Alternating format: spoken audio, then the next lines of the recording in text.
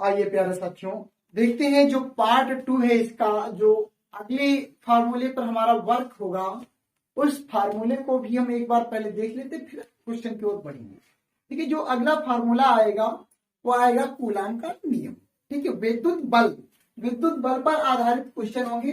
इस फार्मूले को आपको याद रखना है, बराबर क्यों 1/4 pi epsilon not Q1 Q2 upon R square. आप चाहे तो यहाँ पर के भी लिख सकते हैं, लेकिन हम इसको मान रहे हैं कि जो आवेश है वो निर्वात अथवा वायु में है, तो यहाँ पर के की वैल्यू हमने 1 कर दी है। ठीक है, आवश्यकता पड़ेगी तो हम यहाँ पर के को भी ऐड किया करेंगे जब निर्वात अथवा वायु को नहीं बताया जाएगा। ठीक है, कोई मीडियम दे देगा हमें अलग से, तब हम इसका यूज करेंगे। ये परावैद्युतांक है, तब हम लिखेंगे। अभी इसको रिमूव करते हैं। ठीक है, देखो अब क्वेश्चन नंबर 7 दिए गए, दो प्रोटॉनों के बीच की दूरी, दो प्रोटॉन है। देखो मैं क्वेश्चन को यहाँ पर ड्रा करना भी, एक ये है, दूसरा ये है। इनके बीच की जो दूरी है, ये इनके बीच की दूरी दे रहा है 4.0 गुणे 10 की पावर माइनस 15, 4.0 गुणे 10 की पावर माइनस 15 मीटर दे रहा है, और कह रहा है कि इनके मध्य लगने वाले बल की गणना करना है। हमें बल बताना है, बराबर बताना है। तो F बराबर सूत्र होता है 1/4 pi epsilon not Q1 Q2 upon R square.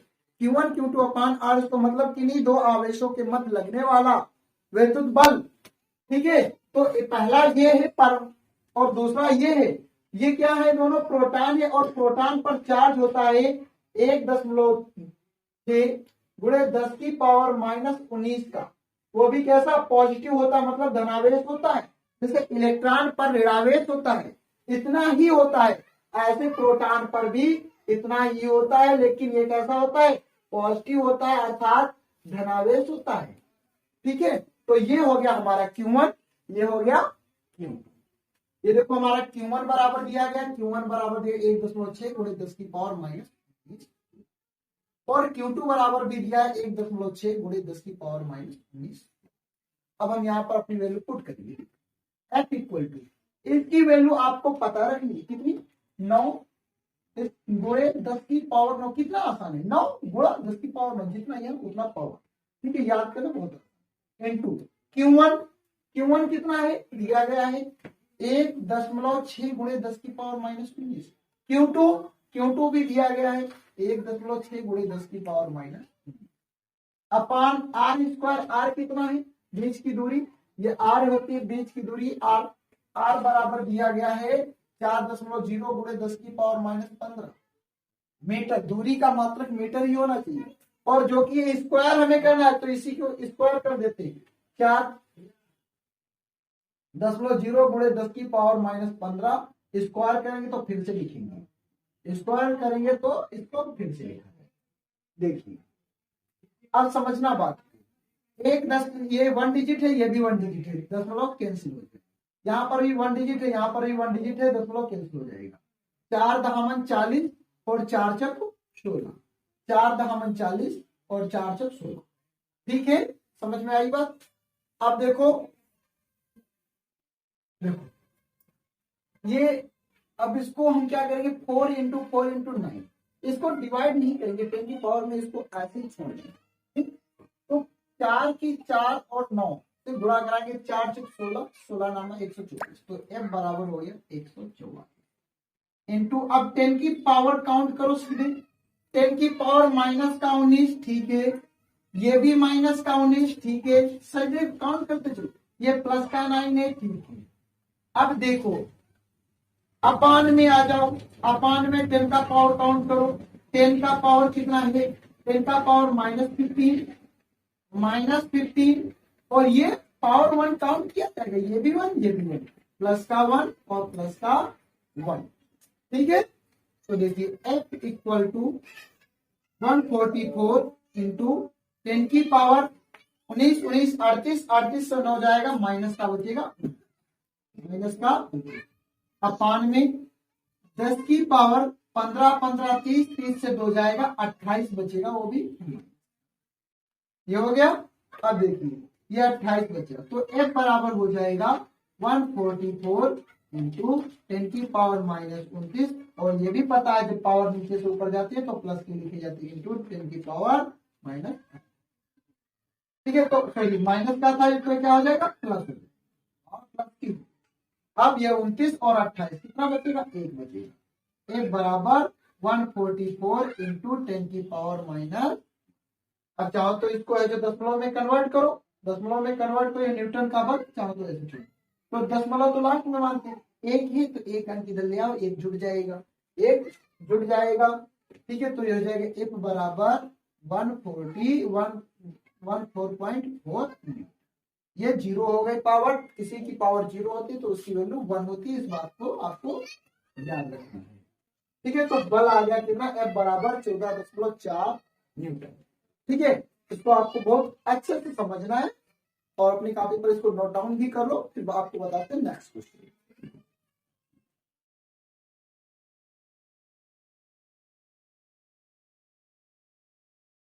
आइए क्वेश्चन नंबर 9 पर विचार करते हैं। देखो दिया क्या गया है, क्वेश्चन नंबर जो 9 है वो दिया है कि समान परिमाण वाले एक कूलाम, समान परिमाण वाले एक कूलाम के दो आवेश निर्वात में परस्पर कुछ दूरी पर स्थित है, निर्वात में परस्पर कुछ दूरी पर स्थित हैं, इनके बीच 9 × 10 की पावर 9 न्यूटन का बल कार्य करता है।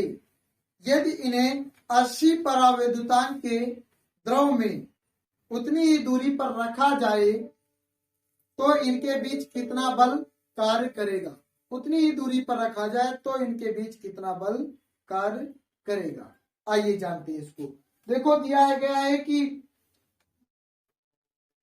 समान परिमाण वाले एक कूलाम के दो आवेश हैं। चलो इसके पिक्चर को हम ड्रा कर लेते हैं, जो चित्र है उसको मैं ड्रा कर लेता हूं। देखो चित्र बनाने से क्या हो जाता है, सवाल आसान हो जाता है। इस पर आवेश है एक कूलाम, इस पर भी आवेश है एक कूलाम, ये कुछ दूरी पर रखे हैं, कुछ दूरी पर रखे हैं मतलब r दूरी पर रखे हैं, और ये जब निर्वात में है, ठीक है, निर्वात में है तो इन पर जो बल है, जो बल है वो कितना है, तो दिया गया है हमें कि 9 × 10 की पावर 9 न्यूटन, और कह रहा है इसे किसी दूसरे परावैद्युतांक में माध्यम में रखा जाता है। अन्य कोई माध्यम है जिसका परावैद्युतांक, ठीक है, जिसका परावैद्युतांक के बराबर 80 है, और निर्वात के लिए के बराबर कितना होता है, 1 होता है। परावैद्युतांक 80 है तो हमें बल ज्ञात करना है। ठीक, दोनों स्थितियों में हमारा जो आवेश है वो नहीं बदल रहा है और बीच की दूरी भी नहीं बदल रही है, और हमें परावैद्युतांक बदल रहा है और बल भी हमारा बदल जाएगा। देखिए यहां पर हम अपना सूत्र क्या लिखते हैं, F बराबर 1/4 पाई एप्सिलॉन Q1 Q2 अपान R। इसका भी हम यही सूत्र लिखेंगे, F डैश बराबर 1/4 पाई एप्सिलॉन Q1 Q2 अपान R²। लेकिन बच्चा यहां पर बात की जा रही माध्यम की, तो माध्यम में हम के को भी ऐड कर लेते हैं। ठीक है, क्योंकि आप निर्वात नहीं रहा, यहाँ पर निर्वात है और यहाँ पर निर्वात नहीं है, ये कोई दूसरा मीडियम दिया गया है। अब देखिए इसको समीकरण 1 और इसको समीकरण, ठीक है, आइए तो समीकरण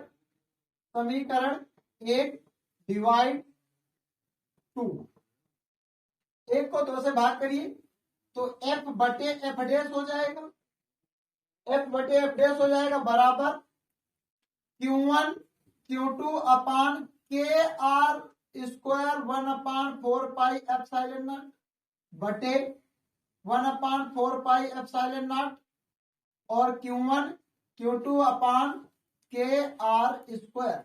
अब देखिए KR² जैसे F डैश यहाँ हो गया था तो ऐसे ये K डैश हो गया, तो यहाँ पर भी आप अपना K डैश कर लेंगे, यहाँ पर K, ये K डैश है, दूसरे परावैद्युतांक हैं। ठीक है, अब इसके बाद देखिए 1/4πε0 से 1/4πε0 कट जाएगा, Q1 Q2 से Q1 Q2 कट जाएगा, आर स्क्वायर से आर स्क्वायर कट जाएगा, ये भी जानते लास्ट वाला पहले में और बीच वाला बीच में, तो आ जाएगा एफ बटे एफ डेस बराबर के डेस बटे के।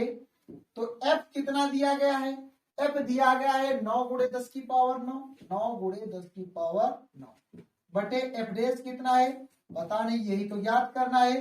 के कितना है, के पता है, के डेस बताया गया है 80 और के कितना है, के बताया गया है 1। ठीक, तो अब इसको सॉल्व करना है, इस बात को मैं इधर लिख के सॉल्व करना, इधर भी अच्छे से समझना, ये ऐसे, ठीक, तो ये हो जाएगा 9 गुणे 10 की पावर 9 बटे 80 into sorry equal to F डेस, इक्वल टू एफ डेस हो जाएगा।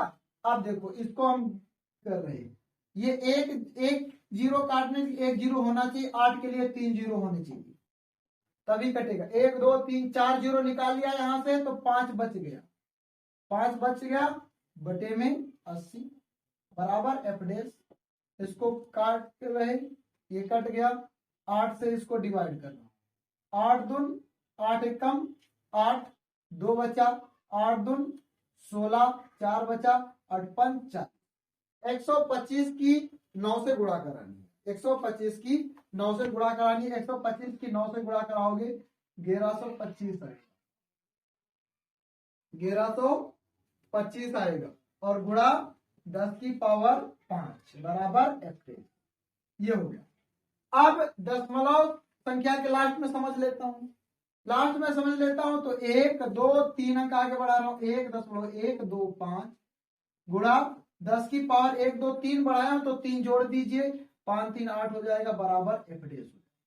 तो ये हमारा माध्यम में बल आ जाएगा, 80 पराविद्युतांक वाले माध्यम में हमारा बल जो होगा 1.125 गुणे 10 की पावर 8 मात्रक न्यूटन का बल कार्य करने लगेगा।